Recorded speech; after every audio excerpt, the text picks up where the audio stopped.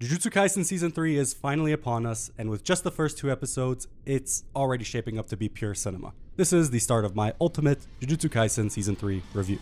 Jujutsu Kaisen Season 3 is not peak yet.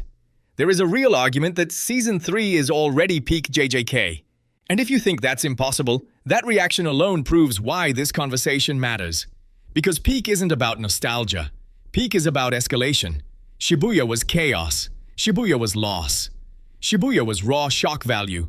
But Shibuya was also the setup, not the payoff. And that's where Season 3 enters the chat. Season 3 is where Jujutsu Kaisen stops being a tragedy and starts being a war. Like and subscribe, let's get into it.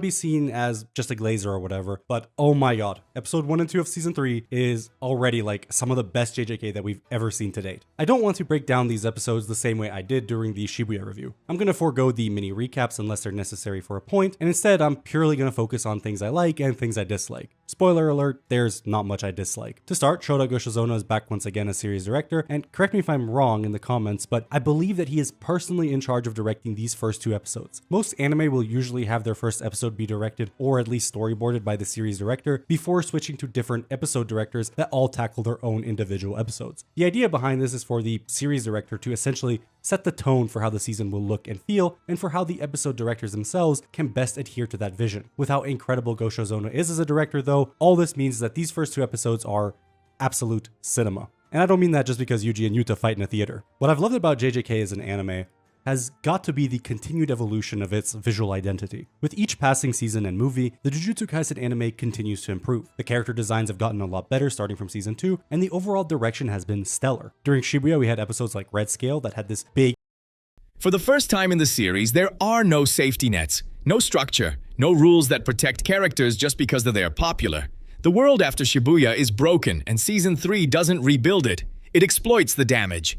That alone already puts it in peak territory. What made Shibuya iconic was the feeling that anything could happen. Season 3 doesn't just continue that feeling, it weaponizes it. The tone shifts from disaster response to survival. Characters aren't reacting anymore. They're making choices that permanently define who they are. Emphasis on lighting, with both Yuji and Choso being bathed in red and blue rim lighting, which at times was a little overbearing, but for the most part was awesome and visually striking. Season 3 takes that concept and elevates it in these opening episodes, and it's much more tastefully done and adds a lot of extra dimensionality to the drawings. Anytime Keiichiro Watanabe showed up during season 2, the animation would go absolutely stupid hard, and the character model sheets would become nothing more than suggestions. During the Naoya vs. Choso portion of the fight, it makes me wonder if they even had the character sheets to begin with, but I'm getting a bit ahead of myself. I personally love this style of animation during that portion of the episode, but as I go over in this video, it seems like not anyone does. One other thing that I want to get out of the way now so I don't have to re-explain it every episode: ghosting and dimming. Hi, Future Orion here. There actually isn't much ghosting or dimming in this episode, so while the information I'm about to give you is valid, I don't know that it is going to apply for the entirety of the season. Maybe Crunchyroll struck a deal or something, but this episode did not really feature any ghosting or dimming, so By Japanese TV law, anime must be dimmed and ghosted when there's a lot of high-speed movement and flashing lights respectively. You can thank the Porygon episode for that one. It's an anti-seizure measure that unfortunately kneecaps a scene at best, while completely ruining it at worst. I'll point them out as I go, but keep in mind that it has no bearing in the overall quality of the animation. My biggest mistake during the Shibuya review was not highlighting this fact enough and making it seem like actually it's the animator's fault. And this is where people get uncomfortable, because Season 3 doesn't care about your favorite character's image.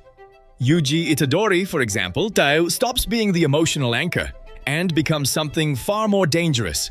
A character shaped by guilt, consequence, and responsibility he never asked for. He's no longer just reacting to Sukuna. He's actively carrying the weight of everything that's happened. That evolution alone already surpasses most shonen protagonists at this stage of their story. Then there's Maki. Season 3 is where Maki stops being potential and becomes a problem. Not a symbol, not a side character, a force. Her arc is uncomfortable, brutal, and intentionally divisive. And that's exactly why it works. People will argue endlessly about her actions, her morality, and whether she crossed a line. That's peak storytelling, Jujutsu Kaisen. Season 3 doesn't aim to be likable, it aims to be memorable. And that's the difference between great and peak. Another reason Season 3 is already peak? The power system finally stops pretending balance exists. Cursed energy escalation goes from strategic to existential. Fights aren't just about who's stronger. They're about who's willing to lose more. This is where JJK separates itself from most modern shonen. There are no clean wins, no satisfying victories. Even when someone wins, it feels hollow. And fans who want traditional hype moments are going to feel betrayed. Which is exactly why this season will dominate discourse. Peak anime doesn't unite fans. It divides them. And let's talk about the elephant in the room, Gojo's shadow. Whether he's present or absent, Season 3 exists entirely under the weight of what Gojo represents. The power vacuum left behind forces every character to confront the reality that strength has consequences. No one is protected by proximity to the strongest anymore. That shift fundamentally changes how the story operates. Season 3 is where Jujutsu Kaisen stops being about sorcerers versus curses and starts being about people versus inevitability. That's not hype, that's narrative evolution. People love to say Shibuya can't be topped. And emotionally, maybe. But emotionally devastating doesn't automatically mean narratively superior. Shibuya was a hammer. Season 3 is a scalpel. It cuts slower, deeper, more precisely. And that's why anime-only viewers aren't ready. Because Season 3 isn't built for comfort viewing. It's built for arguments, for think pieces, for timeline debates, for moral breakdowns, for endless, did this character deserve this conversations.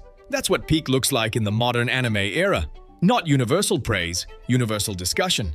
So is Jujutsu Kaisen Season 3 already peak? If peak means perfect? No.